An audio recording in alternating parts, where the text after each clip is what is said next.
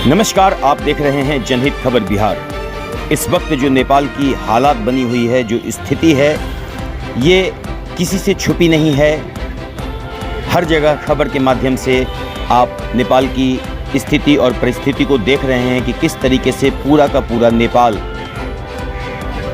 दंगे की चपेट में आ चुका है, किस तरीके से यहाँ सरकार गिर गई है, किस तरीके से संसद भवन को आग लगाया गया है और आर्मी की पूरी घटना में संलिप्तता बहुत देर से आई है, सरकार के इस्तीफा देने के बाद आई है। तो इन सारी घटनाओं के पीछे का आखिर वजह क्या है?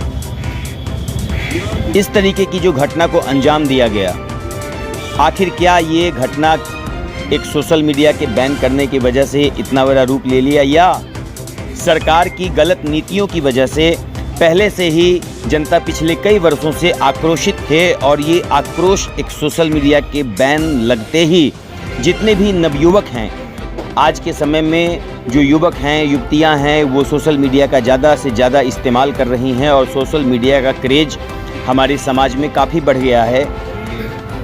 और इस क्रेज़ के बढ़ने के पीछे का कारण है कि हर कोई रील्स बना रहा है, हर कोई छोटी छोटी वीडियो बना रहा है। सोशल मीडिया हर एक व्यक्ति को स्टार बनाने में लगा हुआ है और यही एक वजह है कि ज़्यादा से ज़्यादा लोग सोशल मीडिया का प्रयोग कर रहे हैं। और इसी सोशल मीडिया के बैन लगने के बाद नेपाल की स्थिति और परिस्थिति बेकाबू हो जाती है 8 सितंबर से और भयानक आंदोलन का रूप ले लेता है और आगजनी, रोराबाजी, पत्थलबाजी, आंदोलन, सड़कों पर निकलकर किस तरीके से यहाँ पे जनता ने उपद्रव मचाया है, ये आप सभी से बचा हुआ नहीं है, आप सब देख सकते हैं। इस्तीफा के बाद सेना ने भी कमान संभाल लिया है नेपाल का और उन्होंने भी सोशल मीडिया प्लेटफॉर्म से, न्यूज़ चैनल के माध्यम से, मैगज़ीन, पेपर के माध्यम से आह्वान किया है वहाँ के जितने भी जनता हैं कि आप लोग इस आंदोलन को रोकिए, शांति वार्ता कीजिए। बातचीत से हर कुछ सुलझाया जा सकता है, हर एक समस्या का समाधान हो सकता है। और लगातार सेना के जो बड़ी सेना के अध्यक्ष हैं, उनके द्वारा लगातार बयान आया है। दंगा और ये जो जिस तरीके का माहौल बना है, उसमें कुछ सुधार जैसा भी स्थिति बनी है, कुछ शांति भी कायम हुई है। और युवा लोग क्या कुछ कह रहे हैं, क्या बताना चाह रहे हैं, इस आंदोलन के पीछे का क्या कुछ राज है, आइए यहाँ पे उपस्थित युवा से सुनते हैं कि वो क्या कुछ कह रहे हैं। लेकिन उससे पहले ये जो घटना घटा है, उस घटना में निंदनीय ये है कि एक पूर्व प्रधानमंत्री की पत्नी आग में जलकर उनकी मृत्यु हो गई। ये बहुत ही दुखद है और भी बहुत सारे लोग घायल हुए हैं, बहुत सारे लोग जख्मी हैं, बहुत सारे लोगों की मृत्यु भी हुई है। ये आंकड़ा अभी तक स्पष्ट नहीं हो पाया है, लेकिन बहुत ही जल्दी ये आंकड़ा भी सामने निकल कर चला आएगा। और अभी एक बड़े स्तर पे प्रयास किया जा रहा है नेपाल को शांत करने का, यहाँ के आंदोलनकारियों को स्थिर करने का। तो आइए हम इस खास रिपोर्ट में देखते हैं कि क्या कुछ मुद्दा हुआ था, किस वजह से सेना ने हस्तक्षेप नहीं किया था, क्या कुछ यहाँ की जनता कह रही है, किस तरीके से ये पूरे प्रकरण को, इस पूरे घटना को अंजाम दिया गया। तो कौन सा देश चलेगा? ये तो बहुत क्रूरल देश जैसा हो गया, क्रूरल शासन हो गया। ये तो गोली का शासन ऐसा नहीं चलता है। पड़ोसी देश नेपाल इस वक्त एक बड़े राजनीतिक भूचाल से गुजर रहा है। वहाँ की सड़कों पर उतरा जेनजी यानी युवा पीढ़ी का गुस्सा एक ऐसी सुनामी बना जो प्रधानमंत्री केपी शर्मा ओली की कुर्सी ही बहा ले गया।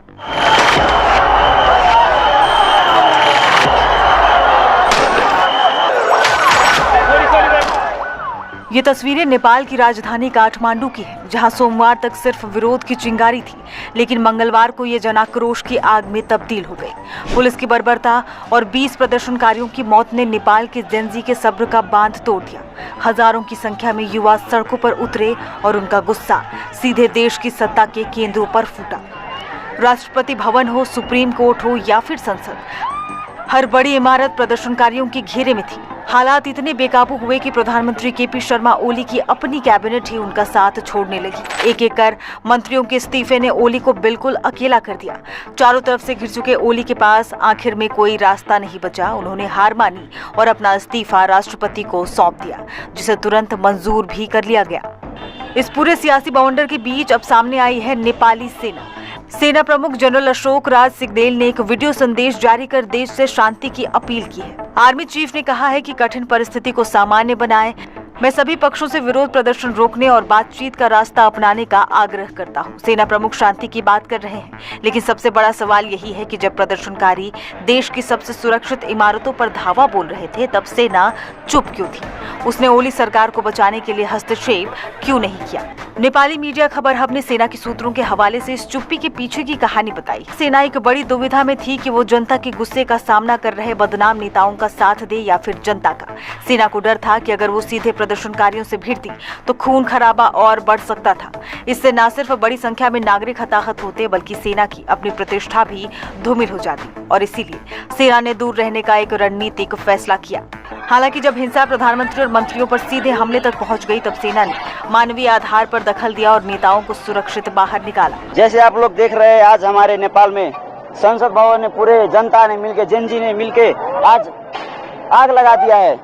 कल नेपाल पुलिस ने जितना ज्यादा किया है ना, कल कमती में 19 लोगों को, स्टूडेंट को नेपाल पुलिस ने गोली मारा, चुन चुन के गोली मारा। उसने गोली मारने का एक तरीका होता है ना, गोरे मार के उसे घायल कर देने का, पर वैसा नहीं किया उसने सीधा यहाँ पर मारा है, डायरेक्ट वो मर गया है। और ये सरकार ये जो हुआ है ना, ये इतना कुछ ये सोशल बैंडिंग के लेके नहीं हुआ है। हम लोगों को चाहिए यूथ लीडर चाहिए। अब हम लोग परिवर्तन खोज रहे हैं। सेना के इस कदम से हर कोई सहमत नहीं है। विपक्षी दलों का मानना है कि सरकारी संपत्ति की रक्षा न करना सेना की कमजोरी दिखाता है और ये भविष्य के लिए एक खतरनाक मिसाल कायम कर सकता है। फिलहाल ओली जा चुके हैं, सड़कों पर उतरा गुस्सा थोड़ा शांत है, लेकिन नेपाल का राजनीतिक संकट टला नहीं। अब सवाल यह है कि सत्ता का ऊंट किस करवट बैठेगा? क्या देश में सेना की भूमिका और बढ़ेगी, और क्या जेनजी की ये क्रांति नेपाल को एक नई दिशा दे पाएगी? जाहिर है, हिमालय की गोद में बसा ये देश एक बड़े बदलाव के मुहाने पर खड़ा है। आने वाले कुछ दिन नेपाल की भविष्य की दिशा तय करने वाले हैं।